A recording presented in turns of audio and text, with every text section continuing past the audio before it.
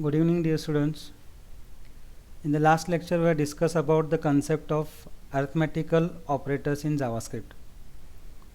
As we know that there are 5 arithmetical operators named as plus, minus, asterisk, forward slash and percentage to carry out addition, subtraction, multiplication, division and modulus of the given numbers. We have gone through the concept of one program regarding the same, and we have discussed about the various operations related to the arithmetical concepts. Now the next operator in JavaScript is plus operator. As we had discussed in the last lecture also regarding this plus sign. So plus sign plays two roles. One is addition and second is concatenation. So in JavaScript, plus operator has two meanings. One is arithmetical addition and second is string concatenation operator. तुम्हाला मी बोललो होतो की plus साइनचे दोन role आहेत. एक role आहे तो ॲडिशनसाठी असतो आणि दुसरा रोल आहे तो कॉन्कॅटनेशनसाठी असतो.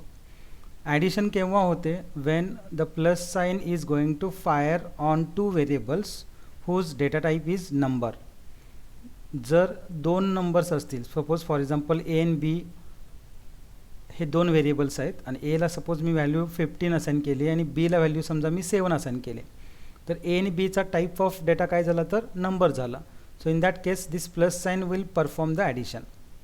But if plus sign operator is going to operate on two types of variables, means one is numeric value and second is string value, then definitely it is going to concat that two values. Concat म्हणजे joining होतं, म्हणजे पहिली जी value असेल त्याच्या पुढे दुसरी जी काही string असेल व्हॅल्यू असेल ती काय होणार आहे, जॉईन होणार आहे.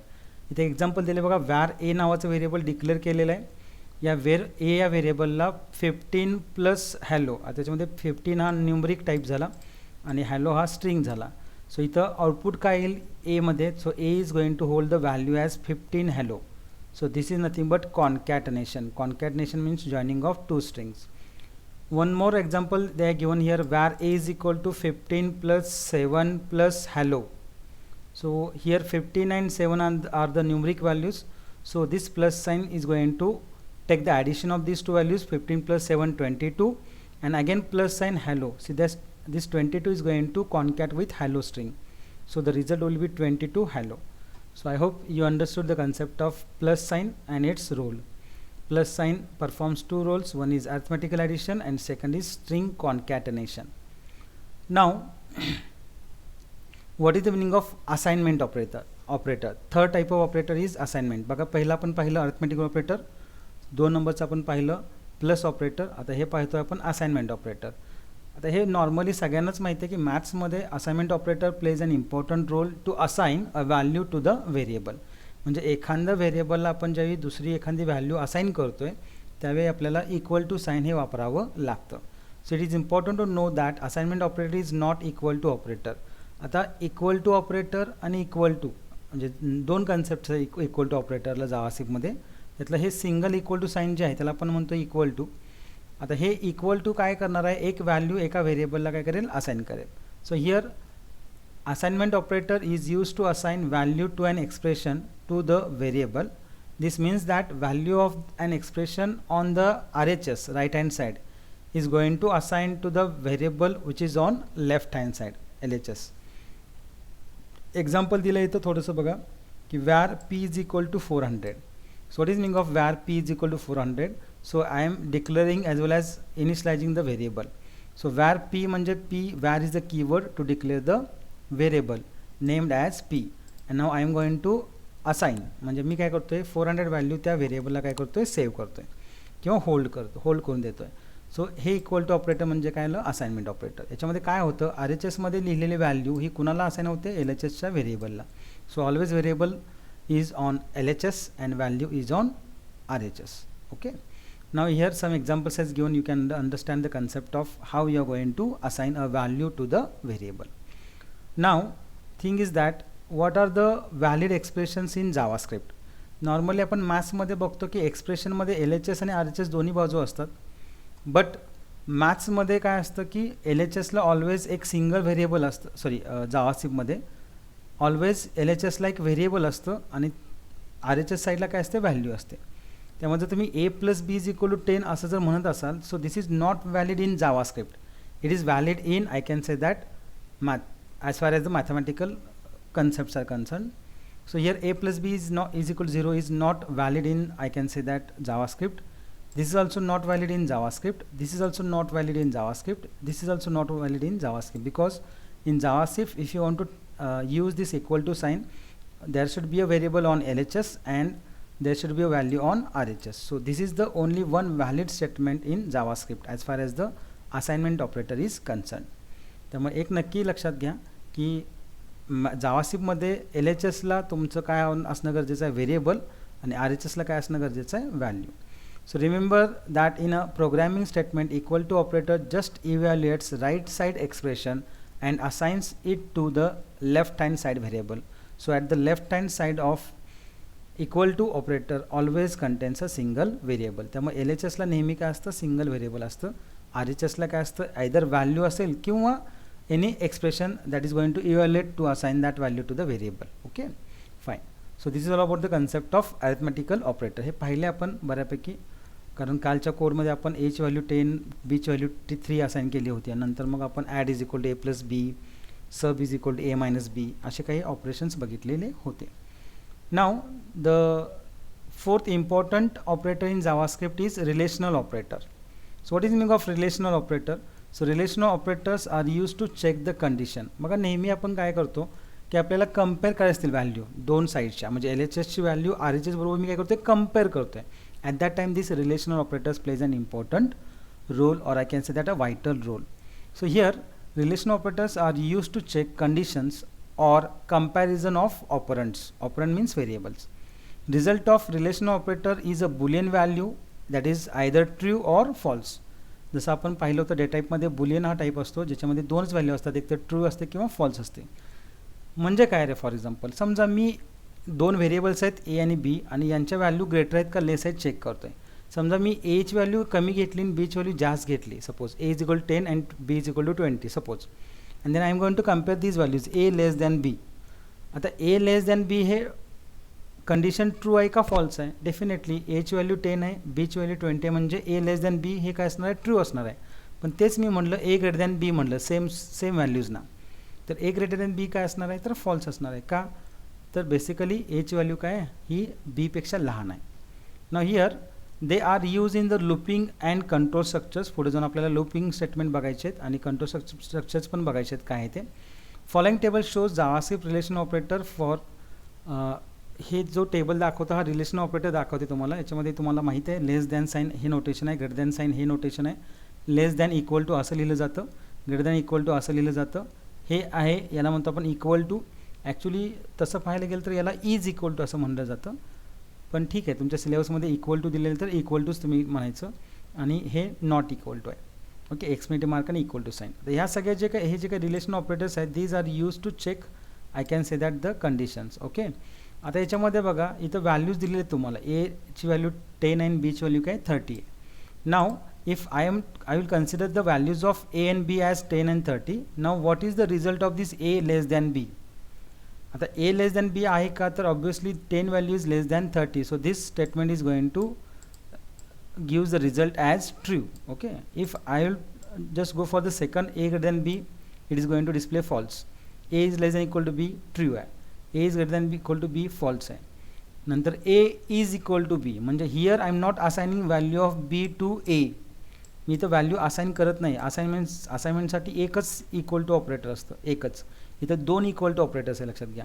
Means this is the relational operator and here the value should be compared, that is value of a should be compared with the value of b, and if both values are equal then only it is going to display true. But here 10 and 30 are the different values of a and b, so that it is going to display as a false. Now here a not equal to b म्हणजे definitely a and b हे not equal toच आहेत ना, म्हणजे दोन्ही value same आहेत का नाही आहे, म्हणजे a not equal to b आहे, करेक्ट आहे. जर दोन्ही व्हॅल्यू सेम असतात, 10 एची पण असतील, बी पण 10 असते, तर इथं ए नॉट इक्वल टू बी काय आलं असतं, फॉल्स आलं असतं, जे की आता दोन्ही सेम नाही आहेत, त्यामुळे काय येणार आहे, ट्रू येणार आहे. So these operators are use with conditional statements as well as control loop structures. जे पुढे जाऊन आपण पाहणार आहोत. फक्त लक्षात ठेवा रिलेशन ऑपरेटर्स एवढे आहेत आणि यांचा यूज काय होतो to compare both sides of and expression. म्हणजे LHS आणि RHSची व्हॅल्यू काय होते कम्पेअर होते. फाईन. इथं सगळ्यात महत्त्वाचे दोन शेवटचे ऑपरेटर्स आहेत इज इक्वल टू, त्याला इक्वल टू आणि नॉट इक्वल टू. हे दोन्ही ऑपरेटर्स कम्पॅरिझनला वापरतात ना की असाइनमेंटला वापरतात. असाइनमेंट ऑपरेटर हे फक्त सिंगल इक्वल टू साइन आहे. इथं दोन इक्वल टू आले याचा अर्थ ते काय रिलेशन ऑपरेटर आहे. Next is logical operator. These are also use with the conditional statements और कंट्रोल लूप स्ट्रक्चर्स. म्हणजे logical operators are use to verify more than one condition at a time और to negate the condition. JavaScript has three logical operators. The logical operators plays an important role when user want to check more than one condition at a time. म्हणजे logical operator कधी use केले जातात ज्या वेळेला आपणास number of conditions काय करायचे check करायचे. म्हणजे एकच कंडिशन चेक करायची का मला इथं नाही, I want to check number of conditions. त्या केसमध्ये माझं काय असणं गरजेचं आहे. So I should use the logical operator for the same. आता लॉजिकल ऑपरेटर्स आहेत कोणते. इथं जे नोटेशन्स आहेत ते नोटेशन लक्षात घ्या. डबल ॲम्पर साईनला आपण म्हणतो अँड, दोन उभ्या लाईन्स आहेत त्याला म्हणतो आपण ऑर, आणि एक नॉट इक्वल आहे फक्त साईन एक्सपेंडिंग मार्क आहे त्याला आपण म्हणतो नॉट. ओके, हे नॉट आणि हे नॉट इक्वल टू दोन्हीमध्ये फरक आहे. नॉट इक्वल टू हे रिलेशन ऑपरेटर आहे जे दोन साईड्स कम्पेअर करणार आहे, आणि हे नॉट आहे ते काय लॉजिकल ऑपरेटर आहे जे more than two conditions check करत आहे. बरोबर. सिम्पल मेथडमध्ये सांगायचं झालं, सिम्पल वेनी सांगायचं झालं तर अँड कधी वापरतात हे लक्षात घ्या. म्हणजे अँड तुम्ही कधी वापरणार ज्यावेळी तुमच्याकडं नंबर ऑफ कंडिशन्स आहेत. फॉर एक्झाम्पल समजा मी एक एक्झाम्पल देतो की आफ्टर 12th ज्यावेळी तुम्ही डिग्री कराल, ओके, एखादी डिग्री कराल BEची, असं BE बॅचलर इन इंजिनिअरिंग कराल, आणि त्यानंतर शेवटच्या वर्षात BEच्या लास्ट फायनल इयरला काय असतो कॅम्पस इंटरव्ह्यू असतो. आणि फॉर दॅट कॅम्पस इंटरव्ह्यू तुम्हाला काही बेसिक क्रायटेरियाज काय केला तर फुलफिल करावे लागतात. काय क्रायटेरियाज असतात ते, तर that criterias are nothing but just मी I am going to explain that here. See this, sometimes some organizations or some companies require the formula that is 10 plus 2 plus 4. It should be greater than equal to 65% or 60%. Okay, हे काय concept आहे तर इथं मात्र and असतं, त्या क्रायटेरियामध्ये and असतं. का बघा, सपोज 10वीला त्या विद्यार्थ्याला समजा मला 90% पडले तसं कन्सिडर करा, पण 12thला त्याला कमी पडले 59.9 पडले असं कन्सिडर करा, आणि डिग्रीला त्याला 75 अबो आहेत असं कन्सिडर करा. म्हणजे throughout 10 standard 12 standard and degree याच्यामध्ये थ्रूआउट म्हणजे प्रत्येक वर्षी तुम्हाला 60% हा स्कोर असणं गरजेचं आहे, म्हणजे फर्स्ट क्लास कव्हर करणं गरजेचं आहे. कन्सिडर की कॅम्पस इंटरव्ह्यू आला, कंपनीचा क्रायटेरिया हा आहे 10 plus 2 plus 4 हा 100% काय पाहिजे 60%च्या वर पाहिजे. एखादा मुलगा आहे ज्याला मी तुम्हाला सांगितलं की 10वीला 90% पडलेले आहेत, पण 12thला चुकून त्याला 59.9 पडले आणि डिग्रीला त्याला 75 आहेत, तरी तो मुलगा त्या कॅम्पस इंटरव्ह्यूसाठी क्वालिफाय होऊ शकत नाही. इथे आता याचा अर्थ काय, so that particular candidate should fulfil all these 3 conditions. तिन्ही कंडिशन त्यांनी सॅटिस्फाय केल्या पाहिजेत. यातली एक जरी सॅटिस्फाय नाही झाली तर तो डिस्क्वालिफाय होईल, तो अलाव होणार नाही. तर या सिच्युएशनमध्ये आपण काय वापरतो अँड वापरतो. म्हणजे जेव्हा आपल्याला काय करायचं आहे तिन्ही, म्हणजे आता जस्ट एक्झाम्पलसाठी मी 3 कंडिशन घेतल्या, तिन्ही कंडिशन जर ट्रू असतील तरच I want to move further, otherwise I am not going to move further itself. So that is the concept of AND. This operator evaluates to true only when all its operands are true. Operand म्हणजे all its conditions are true. इथं म्हणले बघा की where age, तुम्हाला एक age दिले 25 दिलं, salary दिले 50,000 50,000. If age is greater than 55 and salary is greater than 2500 म्हणजे एज काय पाहिजे 55पेक्षा मोठं पाहिजे आणि सॅलरी काय पाहिजे 50,000पेक्षा जास्त पाहिजे, तरच. याच्यामध्ये पहिली कंडिशन काय होते रे सॅटिस्फाय होते, कारण का पहिली कंडिशन काय होते सॅटिस्फाय होत नाही. का एज किती आहे 25, विचारलं काय 25 ग्रेटर दॅन 55 आहे का नाही, 25 हे 55पेक्षा मोठं नाही आहे, त्यामुळे ही कंडिशन फॉल्स झाली. आणि दुसरी कंडिशन काय झाली सॅटिस्फाय झाली, कारण का सॅलरी त्याला किती आहे 50,000 आहे, मी चेक काय करतोय salary should be greater equal to 25,000, म्हणजे ही कंडिशन ट्रू आहे, पण ही काय फॉल्स आहे. मग या केसमध्ये तो काय करणार आहे फॉल्स रिटर्न करेल. First condition evaluates to false and second condition evaluates to true, so that the whole expression returns Boolean value as a false. म्हणजे दोन्ही जर ट्रू असतील तरच ट्रूला जाईल, otherwise directly going to display as a false. Okay, आता याच्यामध्ये बघा की इथं इफ हे लिहिलेलं आहे. तर इफ काय तर कंडिशनल स्टेटमेंट आहे. कारण मी तुम्हाला मग सांगितलं की logical operators are conditional operators, I can say relation operators are use with the conditional statements और लुपिंग स्टेटमेंट. त्यातला इफ हा जो आहे तो आहे कंडिशनल स्टेटमेंट. पुढे जाऊन आपण याच्यावरती एक्झाम्पल्स बघणार आहोत. फक्त जस्ट कन्सिडर अँड कधी वापरणार लॉजिकल ऑपरेटर जर कंडिशन्स काय असतील जास्त असतील आणि त्या सगळ्या कंडिशन सॅटिस्फाय केल्यानंतरच मला काय पाहिजे असेल, आउटपुट पाहिजे असेल, तर I must specify that condition within double ampersand that is and. आता याच्या एक्झॅक्ट ऑपोजिट काय असतं, ऑर असतं. ऑर म्हणजे दिलेल्या कंडिशनपैकी कोणती तरी एक कंडिशन ट्रू असेल तरी मी काय करणार आहे, ट्रू रिटर्न करणार आहे. ओके, म्हणजे बघा मी काय म्हटलं, इथं सगळ्याच कंडिशन ट्रू असतील तरच ट्रू होईल, अदरवाईज सगळ्या कंडिशनला काय होणार, फॉल्स होणार आहे. मग त्याचं जर काय लॉजिकल जर टेबल बघायला झाला तर अँडमध्ये काय असणार आहे, अँडमध्ये काय असणार आहे, टी काय असणार आहे, इट इज इक्वल टू काय असेल, टी असेल. बाकी सगळे काय असणार आहेत, फॉल्स. म्हणजे टी एफ काय असणार आहे, फॉल्स असणार आहे. It is going to display that false. म्हणजेच काय थोडक्यात हा लॉजिकल टेबल झाला त्याचा. किंवा इथं फॉल्स असेल, पहिली फॉल्स असेल आणि दुसरी काय असेल, ट्रू असेल, तरीसुद्धा काय करणार आहे, तो फॉल्सच रिटर्न करणार आहे. कारण त्याला एवढंच कळतं की इथं आणि जरी दोन्ही फॉल्स असतील, म्हणजे दोन्ही कंडिशन फॉल्स असतील तरीसुद्धा तो काय करणार आहे, फॉल्स रिटर्न करणार आहे. म्हणजे इथं एक नक्की आहे की ज्या दोन्ही कंडिशन्स ट्रू स्टेटमध्ये आहेत त्याच वेळेला तो ट्रू रिटर्न करेल, अदरवाईज तो फॉल्स रिटर्न करेल. पण याच्या एक्झॅक्ट ऑपोजिट काय असतं, ऑर असतं.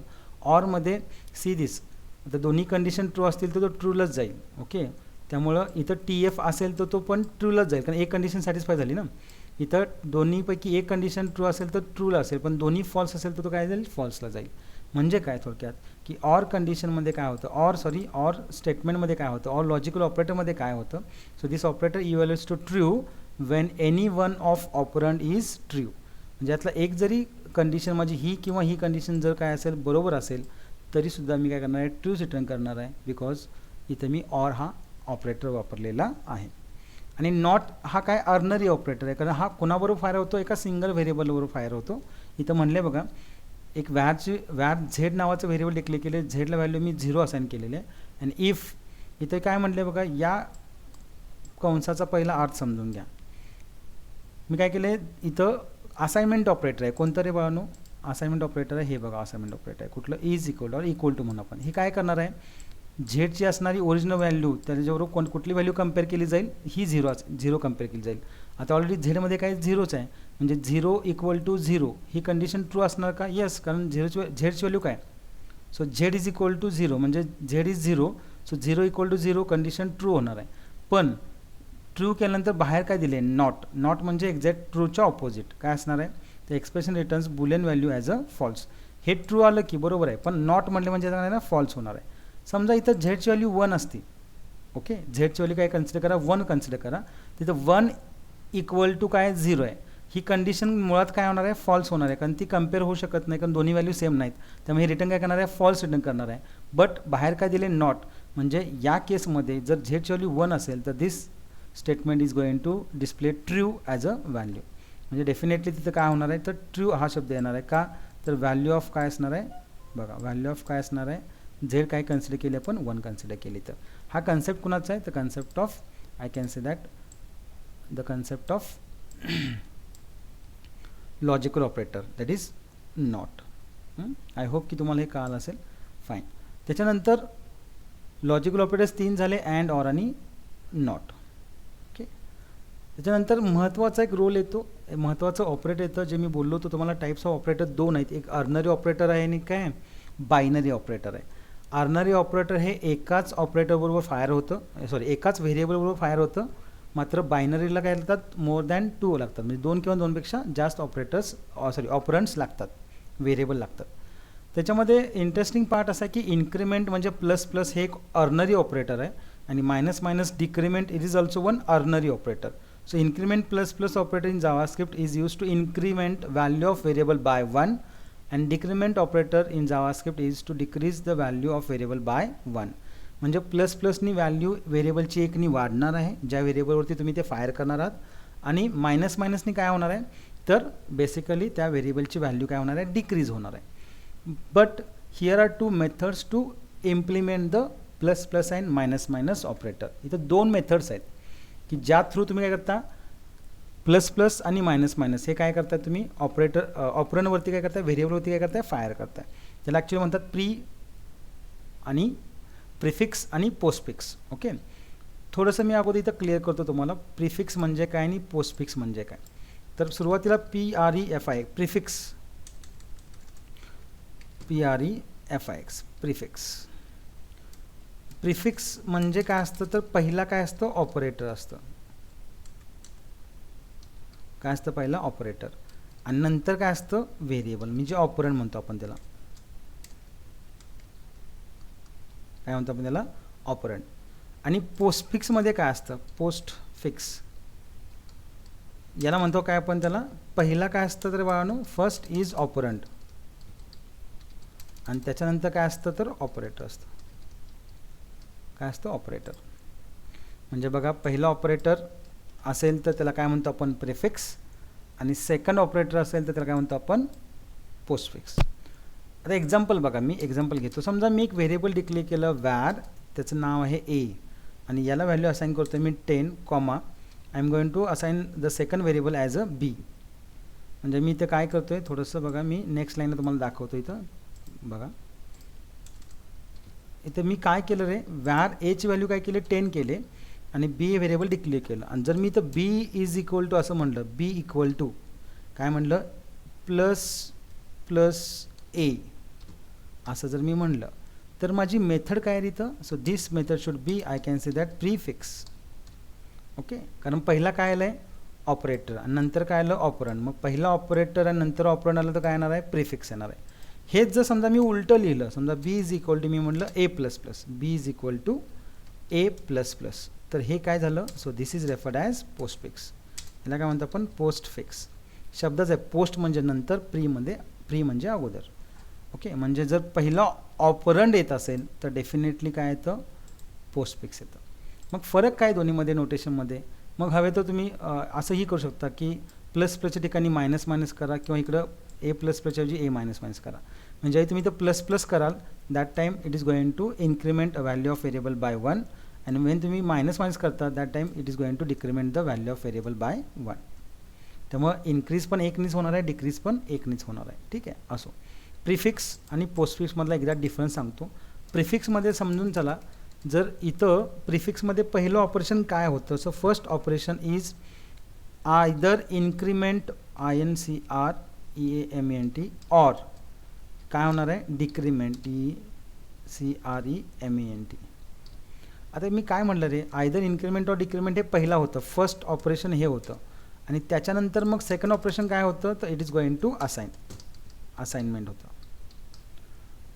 ओके, असाइनमेंट नंतर होतं, पहिला काय होतं, इन्क्रीमेंट ऑर डिक्रीमेंट. बट इथं मी हेच काय करतोय बघा, कंट्रोल C. पोस्टफिक्समध्ये बरोबर याच्या उलटं होतं.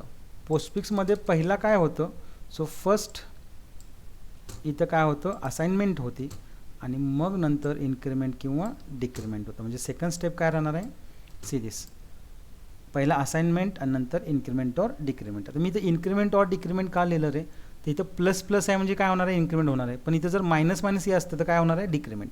म्हणजे द टाईप ऑफ ऑपरेटर कोणता आहे, it depends on that it is going to either increment or decrement a value hold by the respective variable on which it is fired. म्हणजे प्लस प्लस साईन कुणावरती fire केले तर ए या व्हेरिएबलवरती केले, त्यामुळे ए हा ऑपरंड झाला आहे आणि प्लस प्लस हे ऑपरेटर आहे. त्यामुळे याला म्हणतात अर्नरी ऑपरेटर, कारण अर्नरी ऑपरेटर हे एकाच व्हेरिएबलवरती काय होतं, ऑपरेट होतं, मोर दॅन 2 व्हेरिएबल्सवरती होत नाही. बघा आता इन्क्रीमेंट पहिला होणार हे कळालं, नंतर असाइनमेंट होणार या केसमध्ये. तर इथं मायनस मायनस असेल तर पहिला डिक्रीमेंट होणार, नंतर असाइनमेंट होणार. मग what is the value of B over here, मग बीची व्हॅल्यू किती असेल रे, बघा बी इक्वल टू काय म्हटलं, प्लस प्लस ए. आता एची व्हॅल्यू मला माहिती आहे, किती एची व्हॅल्यू आहे, 10 आहे. कन्सिडर ए इज कन्सिडर करण्यापेक्षा आपण ते असाइन केलेली आहे ना, इथं काय एची व्हॅल्यू किती 10 आहे. मग काय होणार, इन्क्रीमेंट होणार, प्लस प्लस म्हणले ना एची व्हॅल्यू 10 आहे, प्लस प्लस म्हणजे किती, एकनी वाढणार, किती होणार, 11 होणार. म्हणजे व्हॅल्यू ऑफ इथं बी काय होणार, व्हॅल्यू ऑफ बी काय होणार आहे तर इट शुड बी काय असणार आहे, 11. का तर एची व्हॅल्यू पहिला सुरुवातीला 1 वाढवली, इन्क्रीमेंट केली आणि मग नंतर आलेली व्हॅल्यू काय केली, असाइन केली. So here value of B should be काय असणार आहे, इज इक्वल टू 11 असणार आहे. ओके, हा झाला पहिला मेथड. ओके, ज्याला म्हणतो आपण प्रीफिक्स म्हणतो किंवा त्याला म्हणतात प्री इन्क्रीमेंट म्हणतात. काय म्हणतात त्याला? Pre increment. प्लस प्लस आहे म्हणून इन्क्रीमेंट, प्री इन्क्रीमेंट. आता ते पोस्ट इन्क्रीमेंट आहे इथं पुढं, पोस्ट फिक्स म्हणतो आपण पोस्ट इन्क्रीमेंट. का तर प्लस प्लस साईन कधी फायर केलं आहे? ऑपरंड नंतर केलं. ऑपरंड नंतर केल्यामुळे काय आलं तर basically it is I can say that post fix. मग इथं काय होतं तर पहिला काय होते? असाइनमेंट होते. आता असाइनमेंट कुणाची होणार आहे? तर व्हेरिएबल कुठला आहे रे? या आरच्या साईडला ए आहे व्हेरिएबल. सो त्यामुळे इथं बीची व्हॅल्यू काय असणार आहे? The value hold bye A and that is 10. एची व्हॅल्यू किती आहे? एची व्हॅल्यू किती? 10 आहे. ती व्हॅल्यू पहिला अगोदर बीला असाइन होईल. म्हणजे काय बघा, असाइनमेंट झालं पहिला अगोदर आणि त्यानंतर मग इन्क्रीमेंट ऑर डिक्रीमेंट होणार आहे. म्हणजेच काय? After that the value of A is going to increment by 1. Means in this case value of A should be 11 and B's value should be 10. But in the first statement the both values are 11. का तर इथं पहिला value of ए पहिला वाढवली आणि नंतर assign केली. त्यामुळे ऑब्व्हियसली एची व्हॅल्यू 10 होती ती 11 झाली. ती आलेली व्हॅल्यू कुणाला? बीला असाइन केली. म्हणजे बीची व्हॅल्यू पण 11 असणार आहे आणि एची ऑलरेडी वाढलेलीच आहे ती 11 असणार आहे. But in the second statement that is post fix पहिला काय केलं रे? एची व्हॅल्यू बीला असाइन केली म्हणजे पहिला असाइनमेंट झालं आणि त्यानंतर मग प्लस प्लस केलं. याचा अर्थ काय होणार आहे? एची व्हॅल्यू 1 नी वाढणार आहे. So that will be 11. Okay, now let me tell regarding this particular operation. जर समजा मी असं एक सेकंड एक्झाम्पल घेतो तुमच्या कन्सेप्ट क्लिअर करण्यासाठी. मी समजा ए इज इक्वल टू इथं म्हटलं 10. ओके, ए इक्वल टू काय म्हटलं मी? 10 आणि एक व्हेरिएबल घेतलं बी आणि सी घेतलं. समजा 2 व्हेरिएबल घेतले. इथं मी काय करतो आहे? थोडंसं यूज करतो आहे. B is equal to minus minus A आणि मी सी काय म्हणतो आहे? बघा मी मायनस मायनस ए म्हणतो आणि सी इज इक्वल टू काय म्हणतो मी? A minus minus.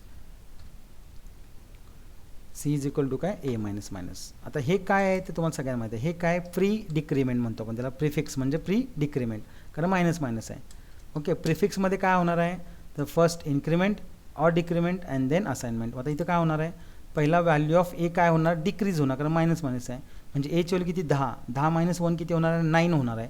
आणि ती व्हॅल्यू कुणाला असाइन होणार आहे? बीला. म्हणजे बी इज इक्वल टू काय असणार आहे? 9 असणार आहे. ॲज वेल ॲज एची व्हॅल्यू काय असणार आहे? 9 असणार आहे.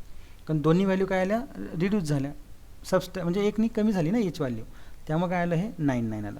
बट हिअर हे काय आहे? नंतर समजून चला की या स्टेटमेंट नंतर म्हणजे या व्हॅल्यूज नंतर काय आहे? हे स्टेटमेंट आहे.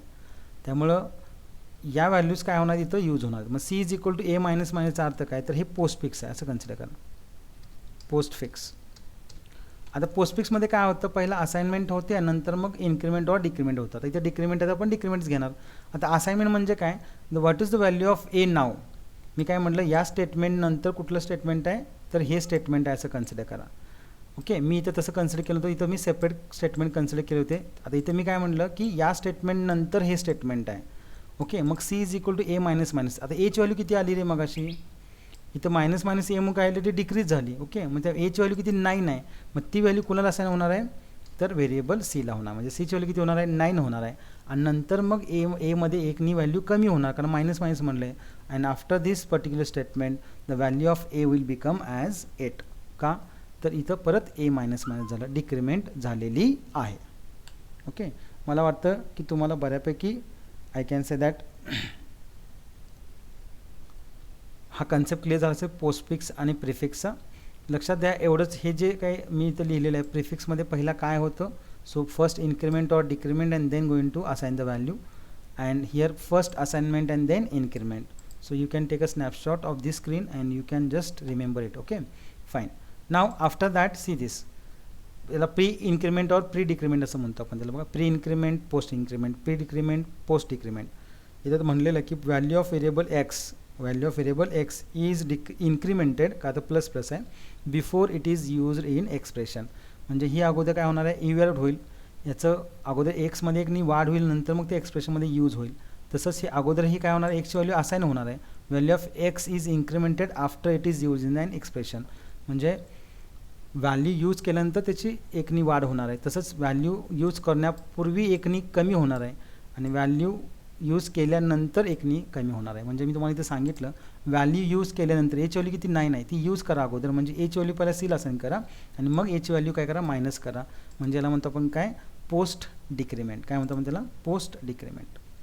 Okay, concept of I can say that this. What is that? Increment and decrement operators. I hope की हे तुम्हाला क्लिअर झालं असेल. इथे साधं तिने एक्झाम्पल दिले बघा. Let consider this var A is equal to 100 and B is equal to plus plus A. आता एची व्हॅल्यू किती आहे 100 आहे. मग आता प्लस प्लस ए नोटेशन कोणाचं आहे रे बाळानो, तर it is notation of pre increment. आता प्री इन्क्रीमेंटमध्ये काय होतं, पहिला इन्क्रीमेंट होतं, नंतर काय होते असाइन होते. त्यामुळे value of B and A should be 101. Okay, but here you can see over here var A is equal to 100 म्हटलं आणि मी काय म्हटलं B is equal to A plus plus. तर पहिला इथं एची व्हॅल्यू कोणाला असाइन होणार आहे, बीला. एची व्हॅल्यू किती 100 आहे. So B's value should be 100 and after that the value of A is going to increment, that is 101. So here value of b will remain as 100 but value of a will be 101. So this is the simple, I can say that, explanation regarding the increment and decrement operator in JavaScript. Okay, याच्यावरती आपण काही codes बघणार आहे. So आपण बघून घेऊ. एक code आपण लिहूया याच्यावरती आणि मग आपण पुढच्या पॉईंटला चालू करू. ओके, पुढचा पॉईंट कोड लिहिण्यापूर्वी मी हा एक पॉईंट आहे तो क्लिअर करतो. कमेंट्स इन जावास्क्रिप्ट सिम्पल आहे. कमेंट या शब्दाचा अर्थ असा होतो की that statement is not going to take that statement in a execution process. म्हणजे ते स्टेटमेंट इन एक्झिक्युशन येणार नाही. म्हणजे थोडक्यात काय होणार आहे, त्या स्टेटमेंटचा कोडमध्ये काहीही इफेक्ट होणार नाही. ते स्टेटमेंट फक्त आणि फक्त डिस्प्ले पर्पजसाठी असेल, त्याचं एक्झिक्युशनमध्ये इन्व्हॉल्वमेंट असणार नाही. त्यामुळं comments are non executable statements in a program. Comments विचारतील, हा MCQ विचारतील, dash are non executable statements in a program और in JavaScript program, the answer should be comments. कमेंटचा अर्थ असा होतो की ज्या स्टेटमेंटचा एक्झिक्युशनमध्ये कधीच ॲक्टिव्ह रोल असणार नाही. Comments are use to provide information or explanation about your programming construct. म्हणजे जस्ट एक इन्फॉर्मेशन देण्यासाठी त्याचा वापर केला जातो. मी तुम्हाला काही कमेंट्स यूज करून दाखवतो त्याचे. Statements added in comments are ignored by JavaScript. It's suppose two types of, I can say that, comments. एक म्हणतो आपण सिंगल लाईन कमेंट आणि दुसरा म्हणतो आपण मल्टी लाईन कमेंट. तर सिंगल लाईन कमेंट हा नेहमी 2 फॉरवर्ड स्लॅशनी दाखवतात. म्हणजे ज्या लाईनला तुम्हाला कमेंट करायचं आहे त्या लाईनच्या अगोदर तुम्ही 2 फॉरवर्ड स्लॅश लिहा. ती होल लाईन, पूर्ण लाईन काय होणार आहे, कमेंट होणार आहे. म्हणजे ती लाईन इग्नोर केली जाईल. कोण इग्नोर करणार, ते जावास्क्रिप्टचा का इंटरप्रिटर. नंतर समजा असे मल्टिपल लाईन असतील, एकच लाईन आहे, मला 2-3 लाईनला कमेंट द्यायचं आहे, तो that line comment are referred as a multiple line comment आणि दे आर स्टार्ट्स विथ, म्हणजे सुरुवातीला तुम्ही फॉरवर्ड स्लॅश स्टार लिहायचं पहिल्या स्टेटमेंटच्या अगोदर, म्हणजे जिथून सुरुवात करायची आहे. आणि जे शेवटचं स्टेटमेंट आहे त्याच्या शेवटी काय ना तुम्ही स्टार अँड फॉरवर्ड स्लॅश. हे मी तुम्हाला प्रोग्राम थ्रू एक्सप्लेन करतो आहे. So I will going to demonstrate the comments in JavaScript as well as the increment and decrement operator in JavaScript through program. So let's start the concept of new program. So I am going to write the code here. You just observe it. If possible, you can write in the notebook also. So first statement is less than exclamation mark doc typ doc type, I can say that HTML. हा माझं पहिलं statement नेहमी असतं. Second tag असतो HTML. त्यानंतरचा tag येतो head tag. In that head tag I am going to introduce the concept of title. आता इथं मला यूज ऑफ काय करायचं आहे, use of, I can say that, use of operators असं म्हणतो मी. And I am going to close the title TITLE and then slash head मी क्लोज करतो. त्यानंतर मला सेक्शन चालू करायचा कोणता, body section. And in that body section I am going to write the code of JavaScript. So how to write the code of JavaScript, by using script tag. Its first attribute is language and it is going to take the value as JavaScript. Okay, तर मी हे लिहिलं. आता मला करायचं काय, तर मी इथे 2 variables घेतो आहे. वॅर काय म्हटलं मी, A, B, C असे 3 व्हेरिएबल घेतो. एची व्हॅल्यू मी असाइन करतो आहे सुरुवातीला, A इज इक्वल टू 10 असं कन्सिडर करा. म्हणजे एची व्हॅल्यू किती असाइन करतो आहे मी, 10 अशी असाइन करतो आहे. आणि याच्यानंतर मी असं लिहितो की B इज इक्वल टू काय म्हटलं मी, प्लस प्लस A असं लिहितो. काय म्हणलं आपल्याला, प्लस प्लस A. ओके, आणि C इज इक्वल टू मी असं म्हणतो की A प्लस प्लस. ओके, थोडंसं क्लिअर कट करतो अजून. मी Cची व्हॅल्यू इथं असाइन नाही करत, मी D इज इक्वल टू असं म्हणतो आणि Cची व्हॅल्यू इथं वरती असाइन करतो. C इज इक्वल टू थोडंसं एक्सप्लेनेशन करतो मी, 20 करतो मी. आणि इथं मी म्हणतो D is equal to C plus plus. मी काय केलं फक्त समजून घ्या. एका ठिकाणी मी प्री इन्क्रीमेंट वापरलं आहे आणि दुसऱ्या ठिकाणी काय वापरलं मी, पोस्ट इन्क्रीमेंट. आता या व्हॅल्यूज मला काय करायचे आहेत, प्रिंट करायचे आहेत. प्रिंटसाठी आपल्याला माहिती आहे DOCUMENT document dot WRITELN write LN in open bracket. मी असं म्हणेन की द व्हॅल्यू आफ्टर काय म्हणेन pre INCREMENT pre increment, the value after pre increment, the value of असं म्हणू आपण value of B after pre increment काय असणार आहे तर जी व्हेरिएबल व्हॅल्यू कुठे आहे तर बी मध्ये आहे. So I return B outside the double quote. हे तुम्हाला मी एक्सप्लेन केलेलं आहे. याचा अर्थ काय तर if you want to print a variables value that should be provided after the double quote and it will be combine by using plus sign. त्यानंतर मी असं म्हणेन की सेम स्टेटमेंट मी कॉपी करतो Ctrl+C आणि दुसऱ्या लाईनला मी पेस्ट करतो. डॉक्युमेंट डॉट रायटर मी असं म्हणतो की द व्हॅल्यू आफ्टर काय म्हणणार मी पोस्ट इन्क्रीमेंट, काय म्हणतो आपण त्याला व्हॅल्यू ऑफ आफ्टर कुणाची व्हॅल्यू आपण बघतोय तर value of D after post increment on C आणि इथं ऑन ए असं म्हणू आपण. इथं काय असणार आहे तर व्हॅल्यू कशामध्ये आली आपली डी मध्ये आली. ठीक आहे, ह्या दोन व्हॅल्यूज मी प्रिंट केल्या. स्लॅश काय असणार आहे तर स्क्रिप्ट अँड स्लॅश काय म्हणू मी आपण त्याला body and then slash HTML. हा माझा सिम्पल कोड आहे. काय केलं फक्त लक्षात घ्या. आता हे काय आहे तर याला म्हणतो आपण काय आपण डबल फॉरवर्ड स्लॅश, याला म्हणतो कमेंट. काय म्हणतो आपण त्याला असाइनमेंट ACC असाइनमेंट. असाइनमेंट काय केली ऑफ 10 असाइनमेंट ऑफ 10 टू असं म्हणून मी ए म्हणेन बरोबर. आता ही माहिती झाली थोडक्यात. म्हणजे हे स्टेटमेंट काय आहे ते सांगितलं कोणी तर या कमेंटनी सांगितलं. म्हणजे इथून पुढचा जो पार्ट आहे कमेंटचा पुढचा पार्ट हा एक्झिक्यूशनमध्ये येणार नाही, हा जस्ट डिस्प्ले येणार आहे. असाइनमेंट ऑफ 20 टू काय असणार आहे सी व्हेरिएबल. आता ही काय रे तर this is nothing but I can say that pre increment INCR increment आहे, प्री इन्क्रीमेंट आहे का आहे. आणि याला काय म्हणतो आपण पोस्ट इन्क्रीमेंट म्हणतो. म्हणजे काय ही पोस्ट म्हणजे हे कमेंट केलं मी. कमेंट कशासाठी करतो just for information. Pre increment आहे okay.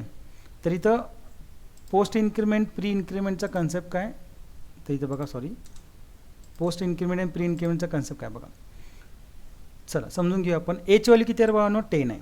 Now B equal to plus A. आता प्लस ए म्हणजे प्री इन्क्रीमेंट आहे.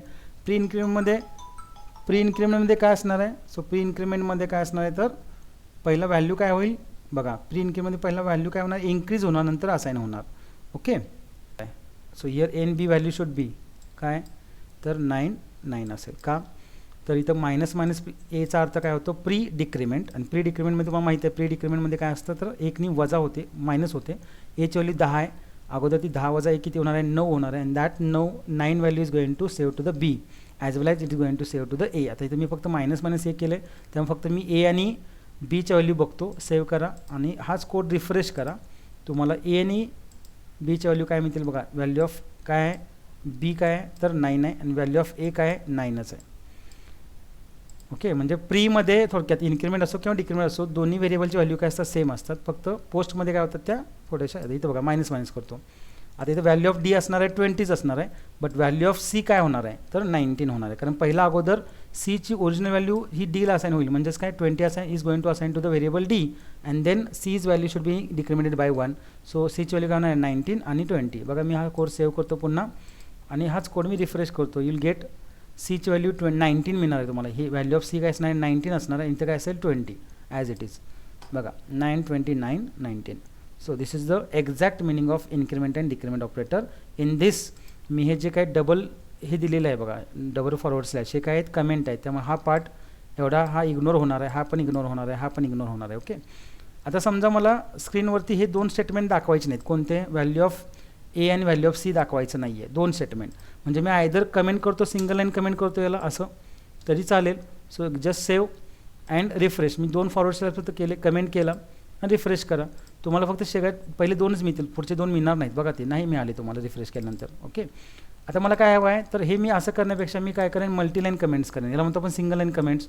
मल्टीलाईन कमेंट स्टार्ट्स विथ काय असणार आहे forward slash star okay. Forward slash star इथं सुरुवात करा आणि कुठल्या स्टेटमेंटनंतर मला या स्टेटमेंट हे पण स्टेटमेंट नको आहे ना मला सेकंड. त्यामुळे हे स्टेटमेंटनंतर मी काय करणार आहे स्टार फॉरवर्ड स्लॅश. म्हणजे याला म्हणायचं मल्टीलाईन कमेंट. 2 लाईनला कमेंट केले मी आणि याला म्हणायचं single line comment okay. File save करा. इथं पण सेमच मिळेल मला आउटपुट पहिले 2 स्टेटमेंट मिळतील, पुढचं स्टेटमेंट मिळणार नाही. जर मी हे फॉरवर्ड स्लॅश स्टार इथून कट केलं आणि जर इथं पेस्ट केलं तरी मला काय मिळणार आहे बघा, फाईल सेव्ह. मला पहिले एक स्टेटमेंट पहिलं मिळेल, दुसरं स्टेटमेंट मिळणार नाही. बघा एकच स्टेटमेंट मिळालं. So this forward slash star and star forward slash it is used to go for multi-line comments. Okay, so just save this and refresh this, you will get all the values. Okay, so for today itself it is sufficient. So today we discuss about the concept of, I can say that, increment decrement operator, then what are the comments in JavaScript, then what are the logical operators, what are the relational operators, as well as we have gone through the concept of assignment operator and plus operator. So हे सगळे आपण operators पाहिलेले आहेत. So उरलेला जो part आहे तो आपण उद्याच्या लेक्चरला बघणार आहोत. Till that stay home, stay safe. Thank you so much.